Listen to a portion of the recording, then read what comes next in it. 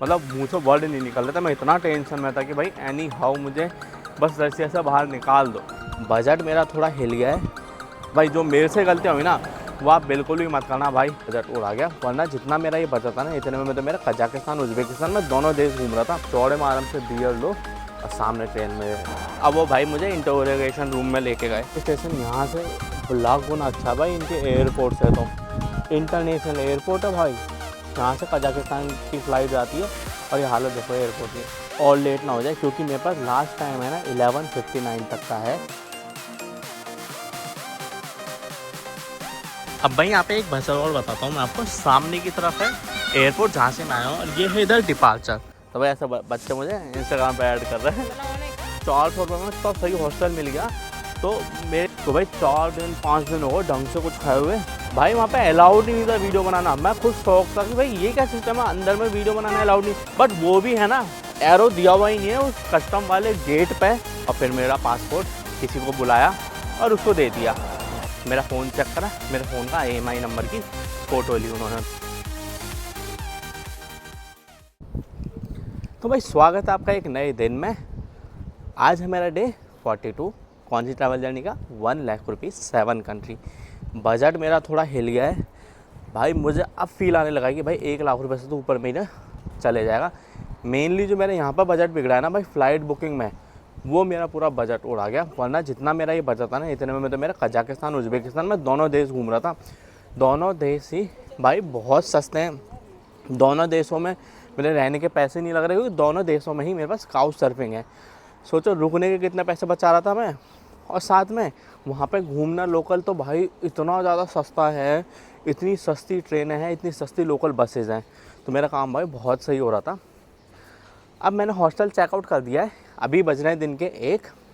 भाई ये हॉस्टल मुझे इतना सही लगा। पहली बार रशिया में मुझे कोई इतना बढ़िया हॉस्टल मिला है। सोचो मैं तो मैंने इनको बताया था मेरी फ़्लाइट शाम की है, फिर भी मुझे ना फ्री 1-2 घंटे कह रहे थे कि मैं बेड यूज़ कर सकता हूँ।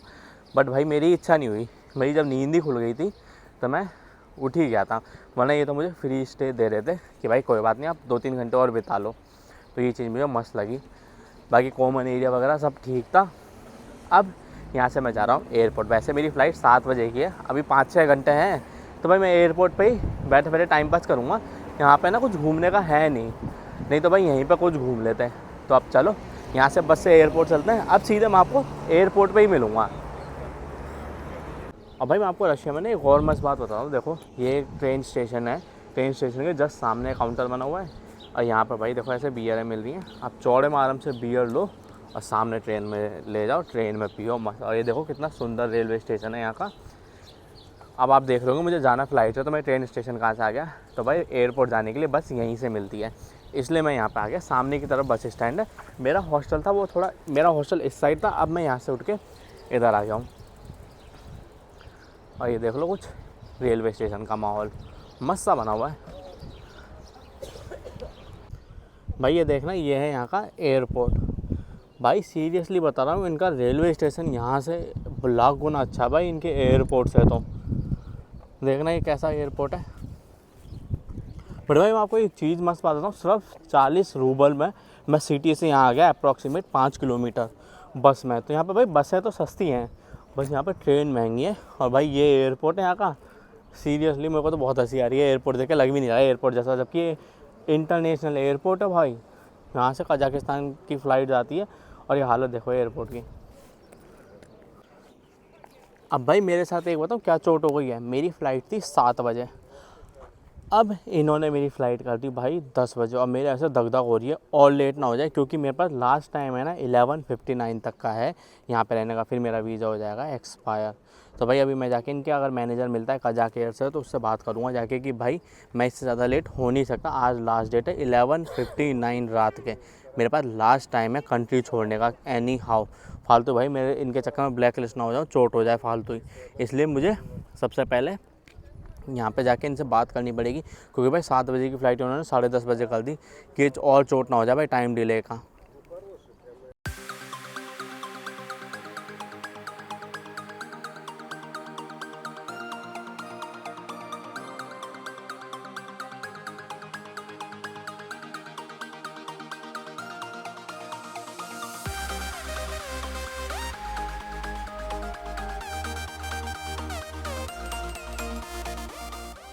तो भाई वेलकम टू कजाकिस्तान। तो फाइनली मैं अब कजाकिस्तान में आ चुका हूँ। ये है मेरी सिटी अस्ताना। अब यहाँ से पहले भाई चलते हैं हम हॉस्टल और फिर मैं वहाँ से जाके आपको सारी चीज़ें बताता हूँ भाई कैसा इमिग्रेशन रहा, क्या रहा। थोड़ी बहुत भसड़ हुई, बाकी ठीक है, थोड़ा बहुत स्मूथ भी था। तो चलो अभी यहाँ से पहले भाई अभी रात के बज रहे हैं 1, तो अभी चलो सबसे पहले मुझे शेयरिंग गाड़ी ढूंढनी है भाई। अब भाई यहाँ पे एक भसड़ और बताता हूँ मैं आपको। सामने की तरफ है एयरपोर्ट जहाँ से मैं आया हूँ और ये है इधर डिपार्चर। भाई यहाँ पे ATM है डिपार्चर पर, मैं डिपार्चर से पैसे निकाल के लाया हूँ। और एक चीज़ और सुनो भाई, कोई पब्लिक ट्रांसपोर्ट नहीं है तो मैं शेयरिंग कैब में जा रहा हूँ। तो ये शेयरिंग गाड़ी खड़ी है, तो इसमें भाई मैं $5 में जा रहा हूँ, यानी करीब 500 रुपये के आसपास, जो कि है 20 किलोमीटर। और ये कुछ देखो डिपार्चर ऐसा है यहाँ का। तो चलो अभी चलते हैं। तो भाई स्वागत है आपका कजाकिस्तान में। तो भाई मैं हूँ अभी अस्ताना, जो यहाँ की एक सबसे पॉपुलर सिटी है। और मैं आपको बता देता हूँ ये है फ्रेंड्स हॉस्टल। मैं इसमें रुका हुआ था, बट मैं इसमें से एक ही रात के लिए रुका हुआ था, क्योंकि भाई अब मैं जा रहा हूँ अपने काउच सर्फिंग कोर्स के लिए। अभी नहीं, मैं थोड़ी देर बाद जाऊँगा। Hi yes YouTube account. You have Instagram? Instagram? Yes you can add me on Instagram या। तो भाई ऐसा बच्चे मुझे इंस्टाग्राम पे ऐड कर रहे हैं।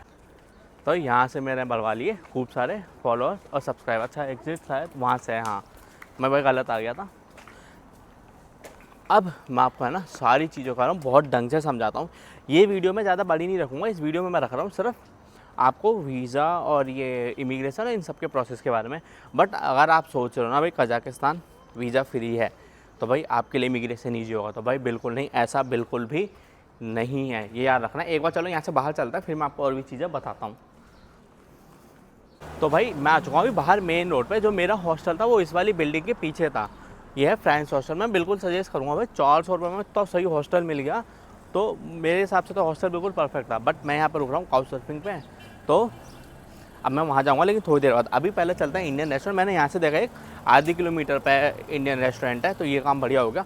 तो भाई 4 दिन 5 दिन हो गए ढंग से कुछ खाए हुए, तो आज भाई फाइनली इंडियन रेस्टोरेंट पे जाके मैं खाऊंगा। इससे पहले आपने ओम्स में देखा था, वो था इंडियन रेस्टोरेंट बट बेसिक सा था कुछ खाने में, वो मस्ती नहीं थी। अब जो हम देसी बिल्कुल खाना खाएंगे। अभी मैं आपसे डिस्कस करता हूँ मेरा पूरा एक्सपीरियंस ओम्स से यहाँ तक का। आपने देखो मैंने ओम्स एयरपोर्ट की तो वीडियो ही नहीं बनाई अंदर से। जी हाँ बिल्कुल नहीं बनाई वीडियो, क्योंकि भाई वहाँ पे अलाउड ही नहीं था वीडियो बनाना। मैं खुद शौक था कि भाई ये क्या सिस्टम है, अंदर में वीडियो बनाना अलाउड नहीं।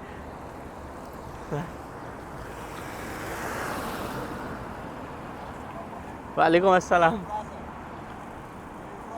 YouTube, I am from India. Mikey. Nice to meet you. It's my first day and it's amazing. No, I'm traveling. It's my first day. Nice to meet you. Thank you. भाई यहाँ पे camera friendly तो हैं लोग भाई, full enjoy कर रहे हैं कैमरे के साथ। तो भाई जो मिल रहा है वो कुछ ना कुछ बात कर ही रहा है मुझसे। चलो भाई बार बार डिस्टर्ब हो जा रही है वीडियो।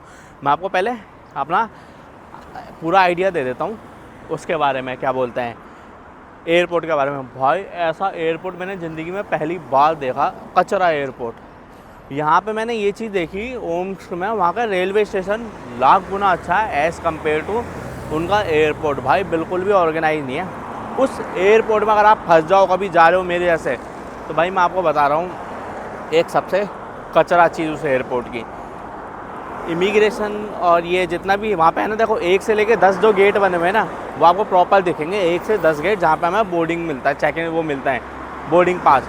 बट अगर आप इंटरनेशनल फ़्लाइट ले रहे हो तो आपको बोर्डिंग पास मिलेगा 11, 12 या 13 या 11, 12 मान लो आप, 11, 12 नंबर पर। अब वो आप ढूंढने जाओगे ना, चमक जाओगे, मिलेगा ही नहीं आपको। वहाँ पे दिख जाता है 11, 12 से हमें काउंटर पे लिखा हुआ कि भाई 11, 12 से हमें लेना है बोर्डिंग पास।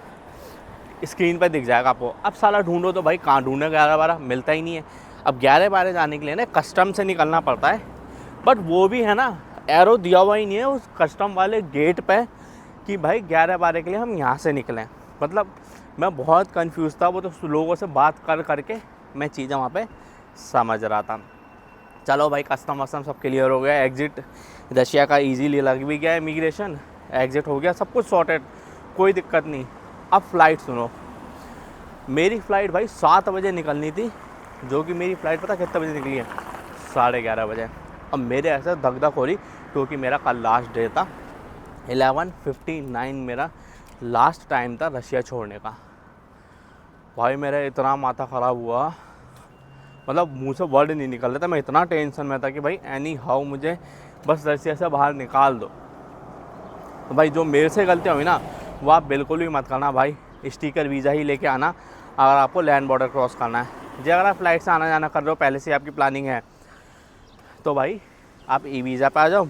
और जो आप मैंने वाला रूट लिया है कि भाई अगर आप कजाकिस्तान आना चाहते हो तो भाई आप एक काम कर सकते हो, मॉस्को से आप फ़्लाइट ले सकते हो। अस्ताना है यहाँ की, तो आपको 15-15 हज़ार में फ़्लाइट मिल जाती है। ओम्स्क से आपको महंगी पड़ेगी। हाँ, कभी कभी हो सकता है कि आपको ओम्स्क से 8-10 हज़ार में भी मिल जाए, 12 हज़ार में भी फ़्लाइट मिल जाए। मेरा कोई नोन है, उसने 12 हज़ार में फ़्लाइट ली थी यहाँ से। ये सब मैंने आपको कहानी बता दी है। अब मैं आपको बताता हूँ कजाकिस्तान के बारे में। मैं कजाकिस्तान आ गया, लाइन में लग गया, इमिग्रेशन ऑफिसर के पास गया।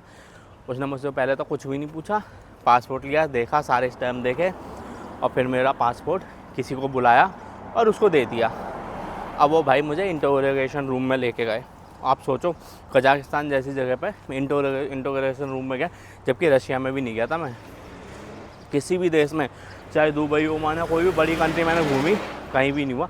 पहली बार मैं इंटरोगेशन रूम में गया, वो भी कजाकिस्तान में।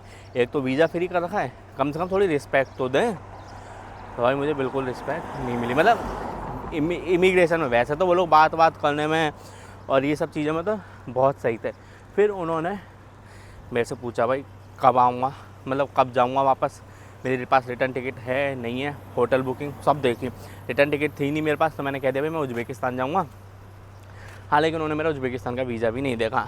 फिर मेरे से पूछा कहाँ रुकोगे, मेरा फ़ोन चेक करा, मेरे फ़ोन का IMEI नंबर की फ़ोटो ली उन्होंने। तो मैं ये शौक था भाई, ये क्या सिस्टम है, IMEI नंबर की फ़ोटो ले रहे हैं। और फिर 15 मिनट में इंटरोगेशन रूम में बैठा और फिर जाने दिया। मुझे बोला welcome to Kazakhstan, that's it, बस इतना हुआ। बट मेरा जो ख़राब एक्सपीरियंस रहा ना कि भाई पहली बार मैं उनको ये भी बोला कि मैं इतनी कंट्री घूम चुका हूँ, मैं फ़र्स्ट टाइम ये चीज़ फेस कर रहा हूँ। तो बोला no problem, this is the procedure, पता नहीं ऐसे कुछ कह रहा था। बट फिर भी मुझे सही नहीं लगा भाई। अगर आपने वीज़ा फ्री कर रखा है ना, तो भाई आप वो वाली रिस्पेक्ट तो दो। फॉर एग्ज़ाम्पल जैसे थाईलैंड हमारे वीज़ा फ्री है, तो भाई कोई प्रॉब्लम नहीं आती, मस्त अपन थाईलैंड घूम लेते हैं बिना माथा फोड़ी के। तो ये मेरा सीन था भाई, ये मेरा पूरा एक्सपीरियंस था। तो अब वीडियो ऐसी बहुत बड़ी हो गई है। वीज़ा के बारे में मैंने आपको बता ही दिया, हमारे लिए वीज़ा फ्री है, ज़्यादा प्रोसेस है नहीं, बस यही कहानी है। तो चलो अब मिलते हैं अगली वीडियो में। अभी मैं पहले कुछ खाने जा रहा हूँ।